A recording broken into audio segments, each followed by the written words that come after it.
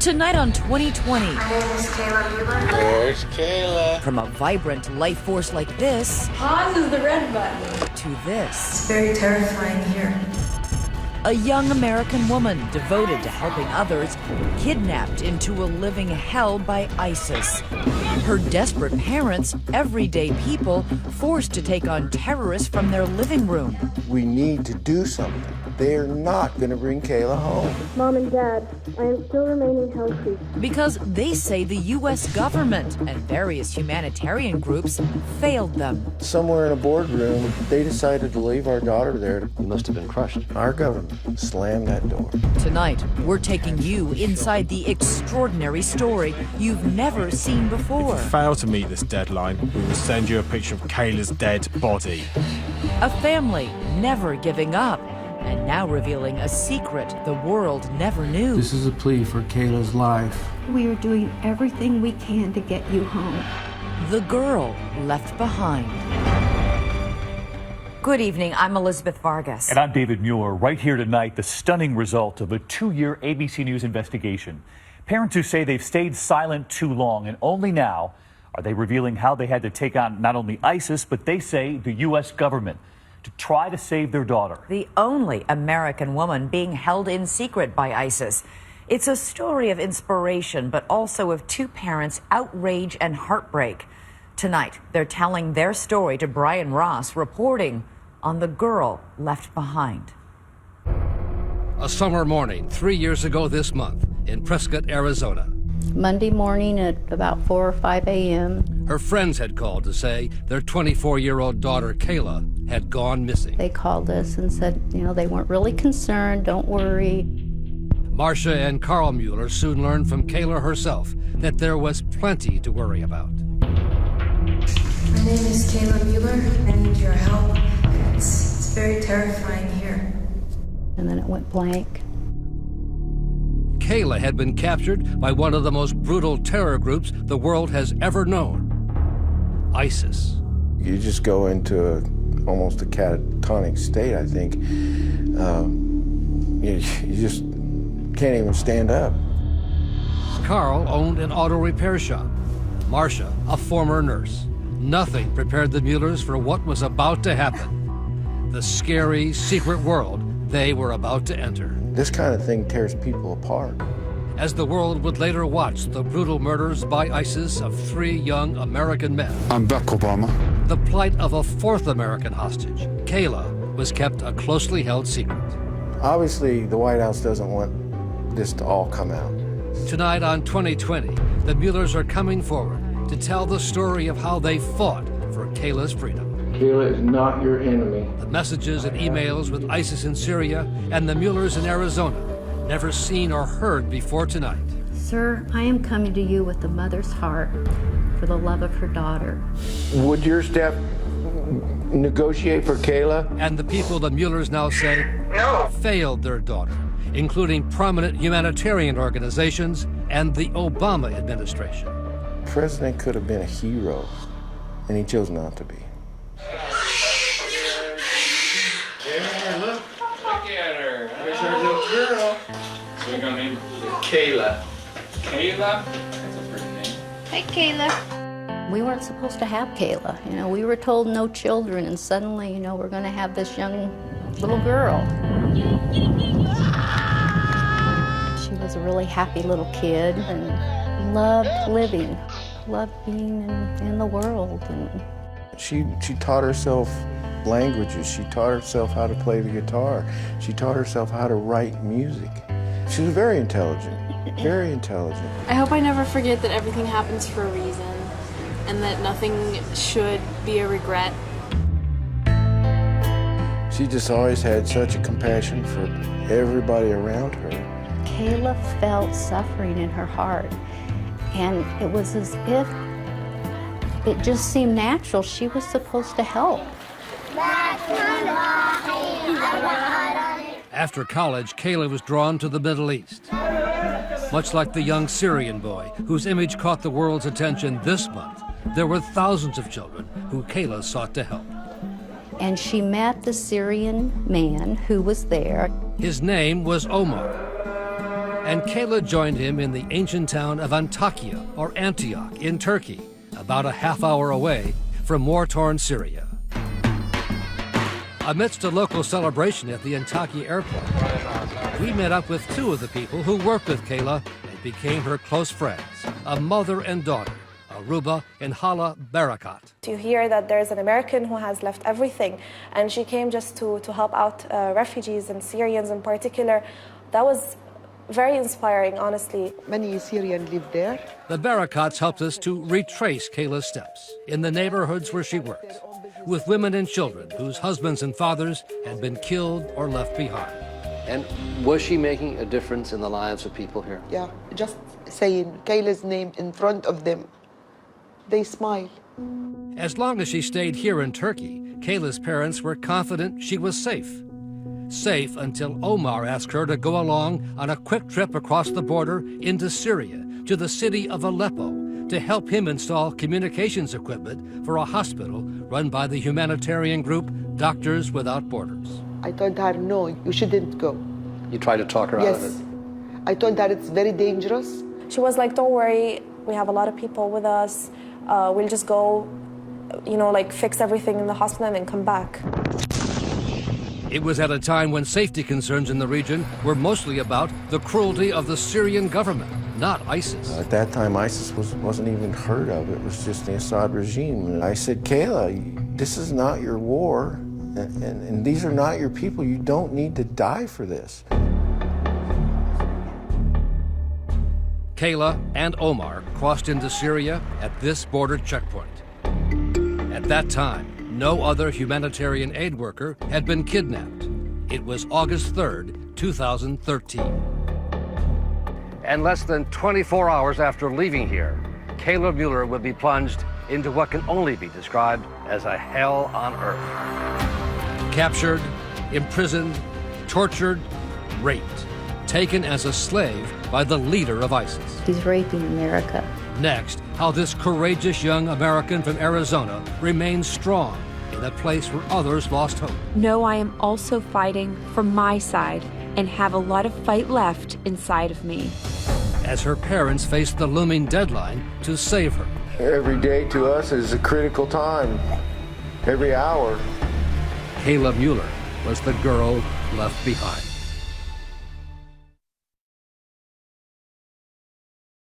"2020 continues with The Girl Left Behind." My dear, dear Kayla, it has been 2 days and 5.5 hours since we received the call that you were missing. Every day that Kayla was missing, her mother, Marcia, would go into her daughter's empty bedroom and record the day's events. So when Kayla came home, she would know what had happened. We are staying strong and positive for you, and we are asking God for a miracle and counting on it. My name is Kayla Mueller. But her parents saw the fear in her face I've been here too long and I've been very sick. when ISIS sent this 10-second video as proof they were holding her. It's very terrifying here. No one yet knew or could even imagine just how brutal ISIS could be to its hostages. Fear. It's fear of unknown. You don't know what is going to happen. As her fellow female hostages now describe it to 2020, it looked something like this. ISIS was holding Kayla in a 12-foot by 12-foot room with a single light bulb hanging from the ceiling. There was a little bit of light coming by this small vent, but that was it. It was cold, dirty. Kayla had been in captivity for 6 months when ISIS brought in 3 more female hostages. They gave us black abayas, dresses, and niqabs to cover our heads and faces. And always in the background, There was this music, the jihadi songs, and they played on and on and on. for the first time tonight, 2 of Kayla's former cellmates, Frida Saeed and Patricia Chavez, are talking publicly about what happened to Kayla and them at the hands of ISIS. We realized that they were actually killers, that they would enjoy killing us. We brought the 2 women together in Stockholm, Sweden, where Frida now works. Both women were staff members for Doctors Without Borders, kidnapped after Kayla. The prison they shared with Kayla was located outside the ISIS headquarters city of Raqqa, in what they thought was an oil refinery, in this building in the complex. Kayla was happy to have company when they arrived. She'd been kept mostly in isolation, but still holding out hope. She was amazing. She was a really strong girl. She had a strong faith that gave her a lot of strength. Do you think Kayla was treated any more harshly because she was an American? I think it was clear that they hated Americans more than other nationalities, yes. They would scream at her and they would, blame her for everything that America has done in the world. And I'm back because of your arrogant foreign policy towards the Islamic State. Their ISIS guards were led by the British recruit who would later be dubbed Jihadi John, as he carried out the beheadings and murders of at least 10 hostages. The hostages called him and the 3 other British guards the Beatles, but there was nothing fun about them. They caused so much pain to me and to others. Sometimes taking the women to another room alone, shining a bright light in their face, and demanding sensitive, personal information. An emotional low point. It was important not to break in front of them. But then, behind closed doors, we had our moments. At other times, Kayla was taken to the room next door, where the male hostages were being held, paraded in front of them by Jihadi John. Hostage Daniel Rai, a Danish freelance photographer, recalls how Kayla stood up to the brutal ISIS guards. One of the Beatles started to say, something, oh, this is Kayla and she's been held all by herself and she's much stronger than you guys and she's much smarter and she converted into Islam. And then she was like, no, I didn't. What? She said that? Yeah, I did not convert. Daring to correct the violent Jihadi John.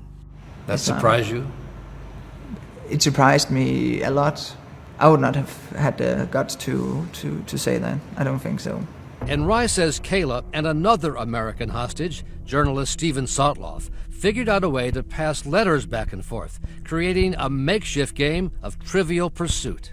Was it dangerous to be moving these letters back and forth? Of course it was. But she did it, Stephen did it? Yeah. If I've been by myself at her place, I would probably say no letters. It's too dangerous. Back in Arizona, Kayla's parents held out hope that ISIS would treat an aid worker gently, that one of the humanitarian groups she was connected to would help negotiate her freedom. But that did not happen. No one would claim her, so they assumed she was a spy. And we found out that her fingernails had been pulled out. Her hair had been shaved, and that she had been tortured. And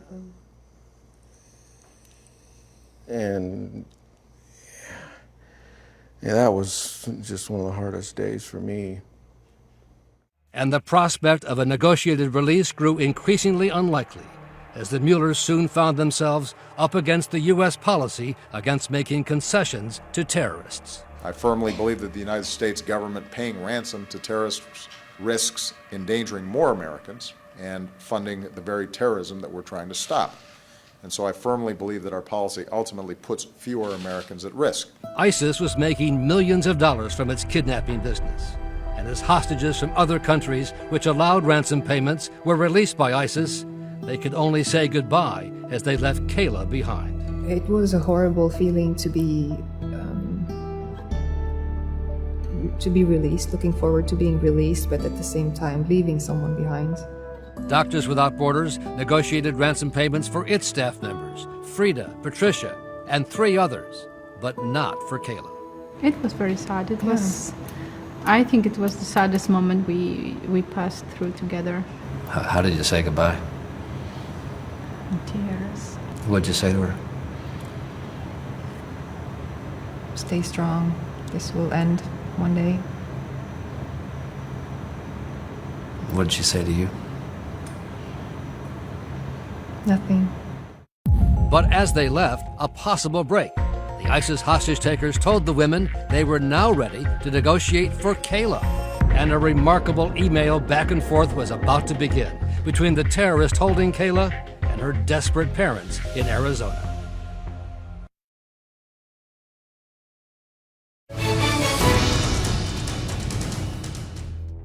Everyone, if you are receiving this, it means I am still detained. The voice isn't Kayla's, but the words are, coming from the secret ISIS prison where she was held in the Syrian desert. Please know that I am in a safe location, completely unharmed and healthy. Put on weight, in fact. After 8 months of silence, Kayla's words now appeared in a letter in her handwriting, smuggled out by the women from Doctors Without Borders who had been released. Know I am also fighting for my side in the ways I am able and have a lot of fight left inside of me. Not only was she alive, she was strong still. Do not fear for me and continue to pray. All my everything, Kayla. But with no way to contact the kidnappers, the Muellers could only wait for the next step. Unaware that officials at Doctors Without Borders, at their headquarters in Brussels, had purposely withheld for almost 2 months that very contact information brought out by Kayla's fellow hostages. The women were given this email to negotiate for Kayla and didn't even give it to us, much less do anything to help her or help us. We could not share with you out of safety concerns for our staff. The group's director for Syria said she had waited for all her staff to be free in a phone call conversation recorded by the tearful Muellers. Would your staff negotiate for Kayla? No, because it will be difficult for us to negotiate for Kayla. The crisis management team that we have installed for our 5 people will be closed down in the next week. Because our case is closed. They left her there, they deserted her. They were instructed by the hostage takers, negotiate for this woman. And they did not. They did nothing and wouldn't help us. You know, it just seems hopeless, you know. Yeah. So you'll send that email right away after we hang up? We prefer to do it tomorrow, if that's okay. Yeah. Well, not really.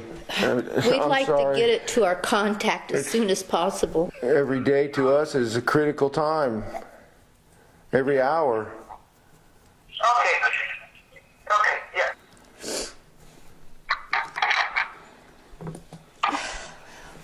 Got an email. Few humanitarian groups in the world are more highly praised than Doctors Without Borders, known overseas as MSF, the letters of its name in French, Médecins Sans Frontières. MSF operates in places where there are wars, natural disasters. They're a fabulous organization and they do wonderful work.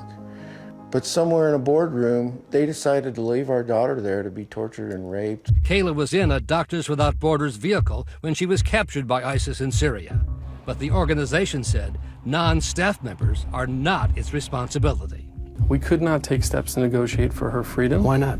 Because we can't be in the business of negotiating for people who don't work for us. And to do so would also have increased the risks that our teams already faced. The executive director of Doctors Without Borders USA, Jason Cohn, says the group never would have allowed an American to come to its hospital in Syria if it had known of Kayla's plans in advance. But when she was taken, wasn't she your responsibility?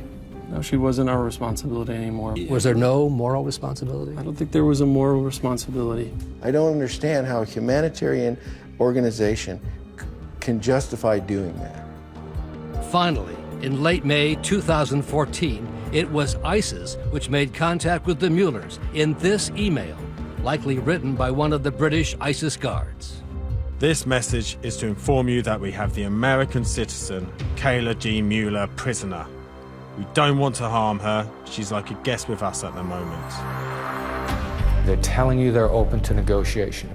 Chris Voss, who once ran the FBI's International Hostage Negotiation Team, says the email and the earlier video were clear signs that a deal could get done with ISIS. This is, we have something that you want. We want you to believe you can get her out. because we want something for her. Even though she's an American, America says it doesn't negotiate? Right, because they know that if given the opportunity, families will find a way. The conditions of Kayla's returning home safely are no media involvement whatsoever and a cash payment. Kayla's a commodity. Unfortunately, they make an opening offer. They want some sort of a counteroffer to continue the conversation. Another good sign. ISIS would allow Kayla to answer 3 personal questions to prove she was alive. Carl wrote back. How did you get stitches in your eyebrow as a child? Answer. Her older brother, Eric, was pulling her in a wagon and it tips over. Correct. What did you teach your niece to say? Music is? Music is everywhere. Correct. What is your friend Mo's real name? Her name is Monica. All correct. It was Kayla. Mom and Dad, I am still remaining healthy. You should have already received the 3 answers to the proof of life questions you provided. Even better than the emails, a follow-up with Kayla's actual voice, laying out the kidnappers' latest demands, including the release of a Pakistani woman being held in a U.S. prison. Those detaining me are demanding an exchange of Dr. Afia Siddiqui's release for my release. If this is not achievable, they are demanding 5 million euros to ensure my release. Goodbye. They're saying she can still be released. Working with Kayla's former campus minister, Reverend Kathleen Day, the Muellers began what would be a remarkable exchange of some 27 emails between the Arizona couple in their kitchen and the terrorist holding their daughter in Syria. They were focused every day, every waking moment, every sleeping moment, on what they could do to get Kayla back. The Muellers' answers were all crafted by FBI agents assigned to the case from the very beginning. And Reverend Day began to be worried by what other aid groups had told her about working with the U.S. government in hostage situations. What was the concern? That if you worked with the State Department, that you'd never get your people out. And soon the Muellers began to have their own doubts. You asked to meet with President Obama. He refused. We did meet in the White House with many high-ranking officials, but he did not see us. And no one in the White House told them what was about to happen. U.S. Special Forces, which had carried out a number of successful high-risk rescue missions like this one, had been authorized to launch a secret July 4th rescue operation for Kayla and some 18 other hostages. It turned out that the hostages were no longer at that location.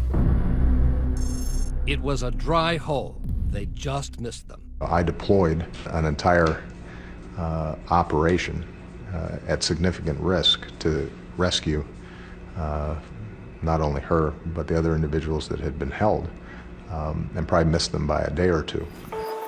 1 week later in Arizona.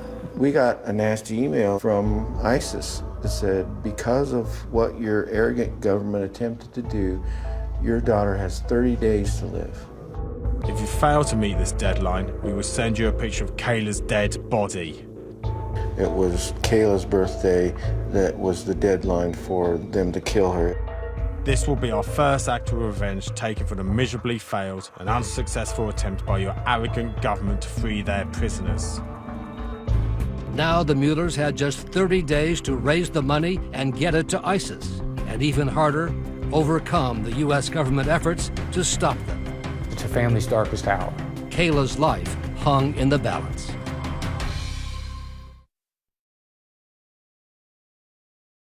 It was just 2 years ago this summer that Americans were hearing about ISIS for the first time, as its leader, Abu Bakr al-Baghdadi, emerged from the shadows, presenting a threat that was now greater than al-Qaeda.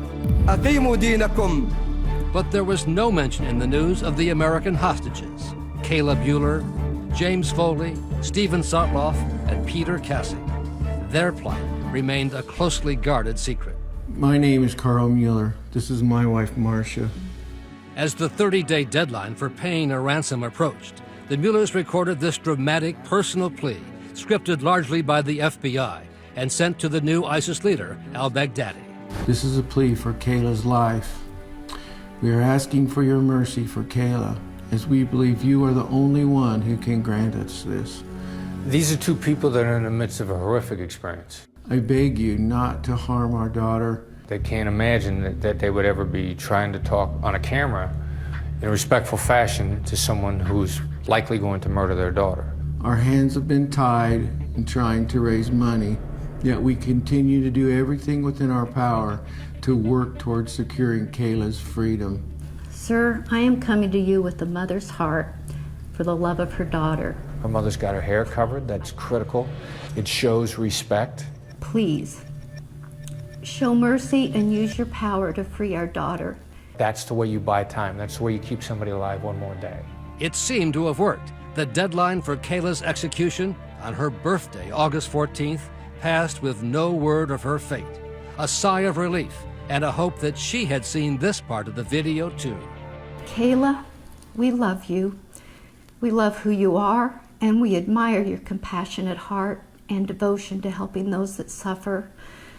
We know God is comforting you and strengthening you.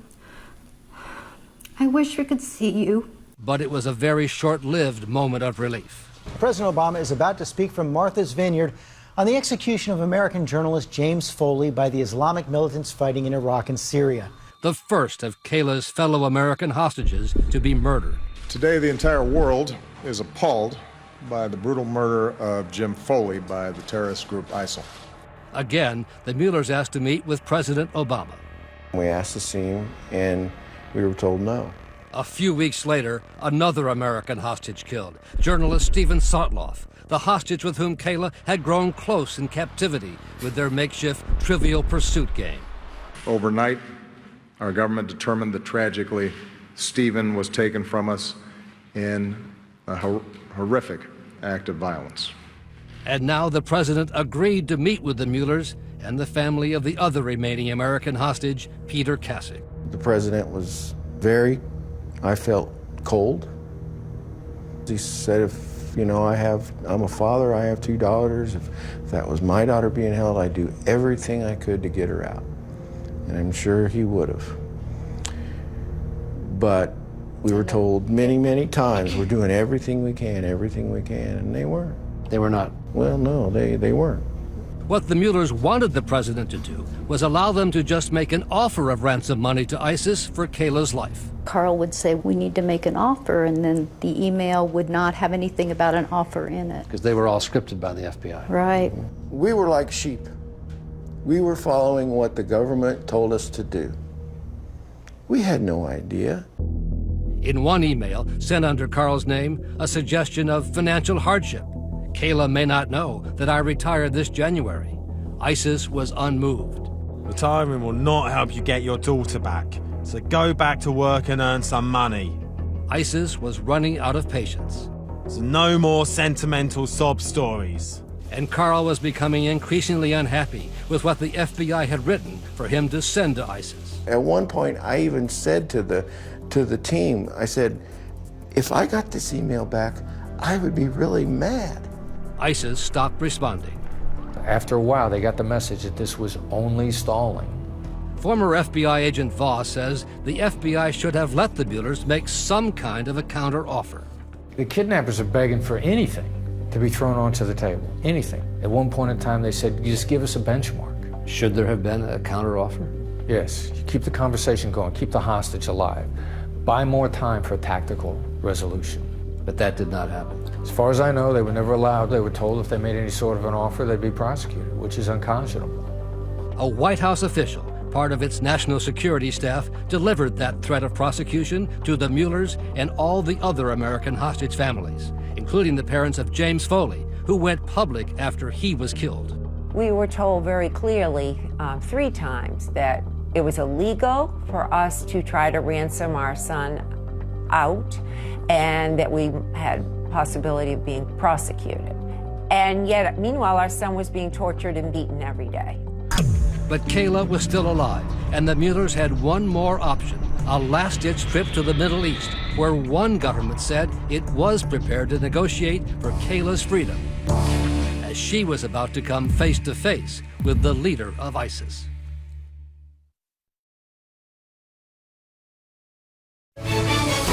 2020 continues with The Girl Left Behind. It was the night before Christmas and all through the house Christmas. Kayla's ready. There's the Christmas tree, and there's my mom on Christmas Eve.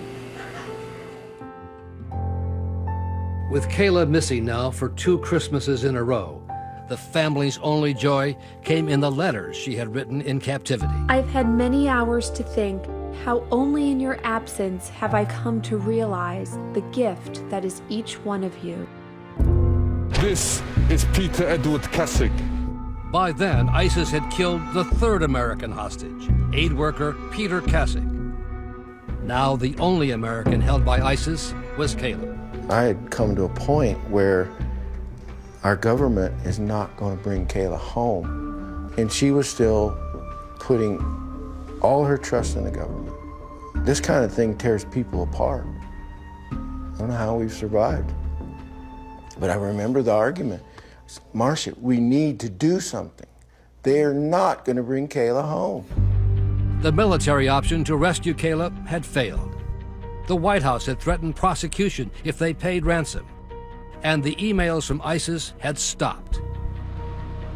Nothing had worked. I know that there are some very talented hostage negotiators in the FBI that knew what they were doing.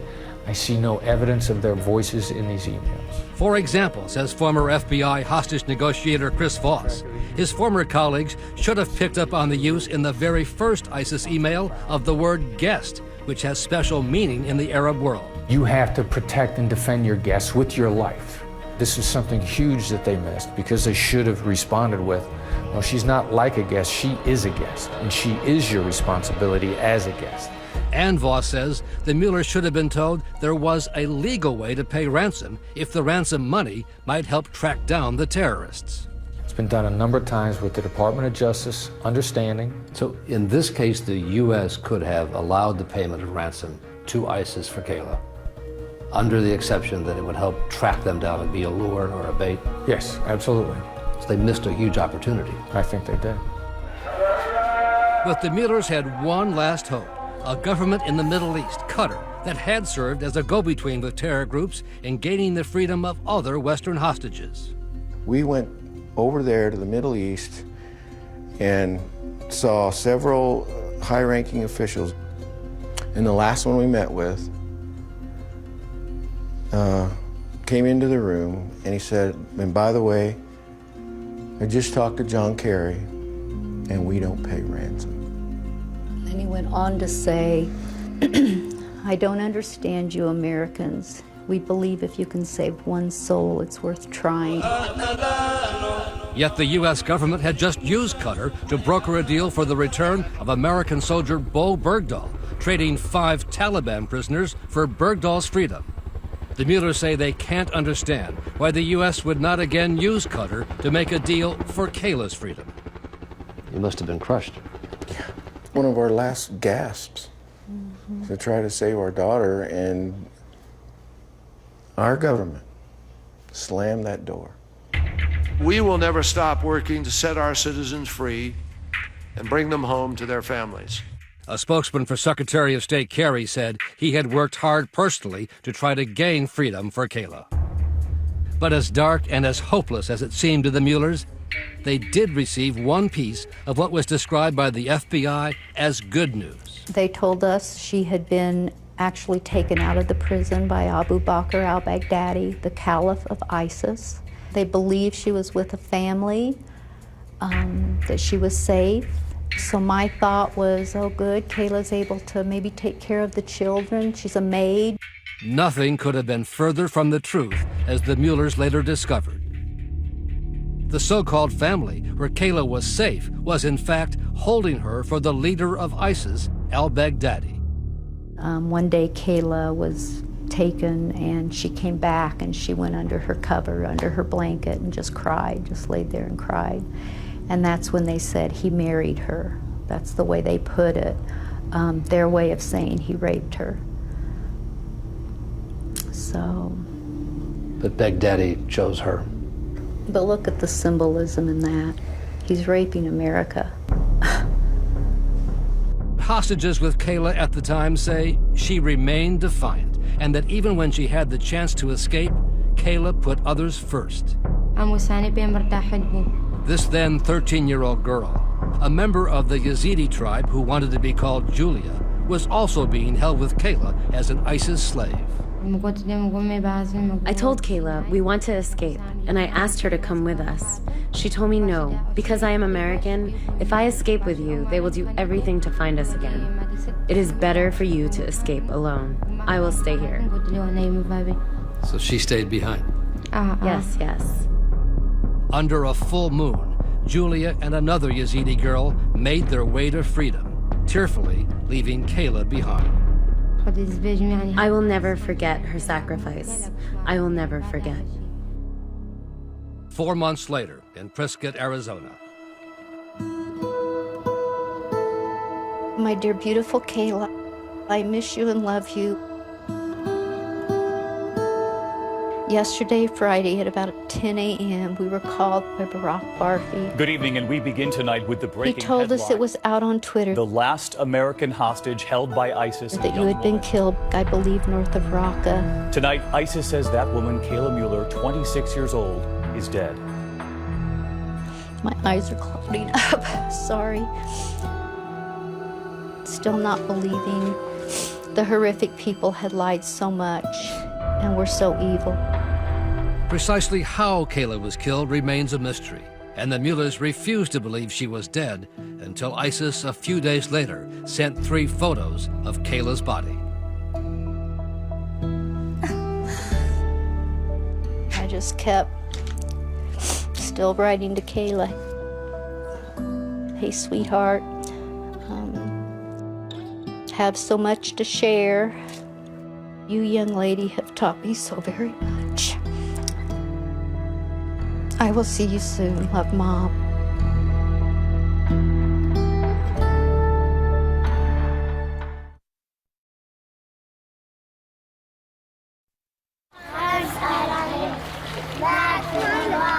My immediate reaction is heartbreak. She was an outstanding young woman and a great spirit. And I think that spirit will live on. You did meet with the president? Just the 3 of us.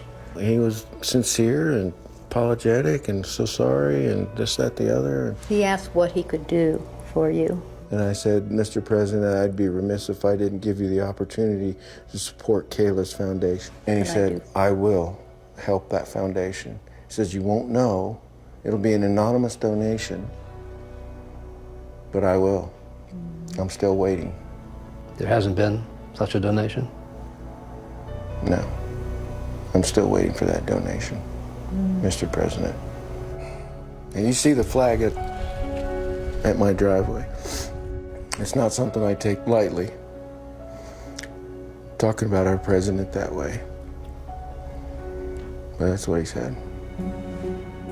The White House confirmed to 2020 that the president has indeed not yet made the donation he promised 18 months ago. For the Muellers, the foundation they created, Kayla's Hands, is so important, and the president's failure to support it so disappointing, because it keeps her memory and legacy alive. She just had a heart